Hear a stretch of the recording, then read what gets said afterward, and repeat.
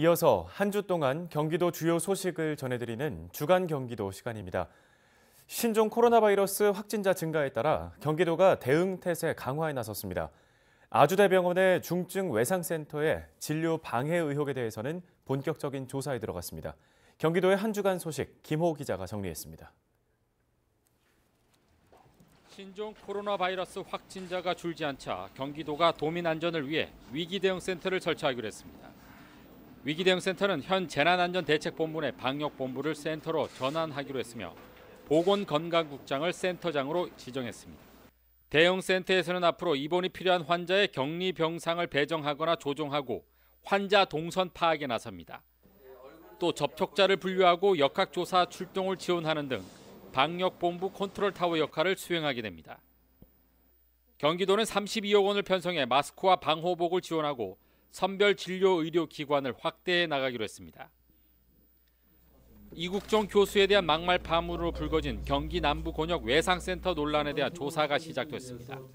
경기도는 중증 외상 환자에 대한 진료 거부와 진료 기록부 조작 의혹, 외상 전용 수술실 임의 사용 의혹 등에 대해 진상 조사를 벌이고 있습니다. 이재명 경기도지사는 당초 7일까지였던 현장 조사를 10일까지 연장토록 지시하고 제기된 의혹에 대해 철저한 조사를 당부했습니다. 경기도는 의혹이 사실로 드러날 경우 행정처분과 형사고발 조치할 방침입니다. 경기도 특별사법경찰단이 불공정 범죄를 척결하기 위해 도입한 첨단 과학수사 기법이 효과를 보고 있습니다. 지난해 도입한 첨단 기법은 디지털 포렌식과 불법 광고 전화 차단 시스템입니다. 디지털 포렌식은 불법 사채와 부동산, 유가 보조금 등 23개 분야 수사에서 범인 검거에 도움을 줬습니다. 특히 고금리 불법 대부업자 53명과 사회복지 운영비리 혐의자 11명을 검거하는 데 크게 기여한 것으로 알려졌습니다. 또 불법 광고 전화 차단 시스템은 지난해 1812건의 불법 광고 전화 번호를 차단했으며 이동통신사와의 협업을 통해 불법 광고에 사용된 전화 번호를 수시로 이용 중지시켜 도민 피해를 막는 데 큰 역할을 했습니다. 경기도가 올해 신규 공무원 5,680명을 선발합니다.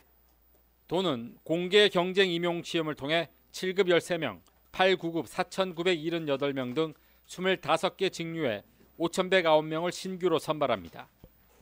또 경력 경쟁 임용 시험으로 연구사와 지도사 68명, 수의사 7급 25명, 8급과 9급 479명 등 571명의 경력직을 뽑습니다. 특히 올해도 사회적 약자에게 공직 진출 기회를 주기 위해 장애인 325명과 저소득층 169명을 선발하고 특성화고와 마이스터고 등 기술계 고졸 예정자도 74명 뽑을 방침입니다. 헬로티비 뉴스 김호입니다.